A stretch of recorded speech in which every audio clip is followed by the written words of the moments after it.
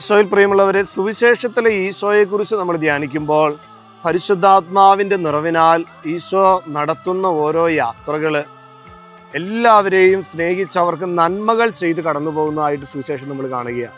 ആരെല്ലാം ഈശോയെ സമീപിച്ചോ, രോഗികൾ, പാപികൾ, ചുങ്കക്കാർ, സമൂഹം മാറ്റി നിർത്തിയവർ, കുഷ്ഠരോഗികൾ, ഇവരെല്ലാം ഈശോ ചേർത്ത് നിർത്തി അവർക്ക് ഓരോരുത്തർക്കും ആവശ്യമായ നന്മകൾ ഈശോ ചെയ്തു കൊടുത്തു എന്നതാണ് സുവിശേഷം നൽകുന്ന വലിയൊരു സാക്ഷ്യം. നമുക്ക് പ്രിയമുള്ളവരെ, പരിശുദ്ധാത്മാവിൻ്റെ വലിയൊരു കൃപയാണ്, ഫലമാണ് നന്മ എന്നത്.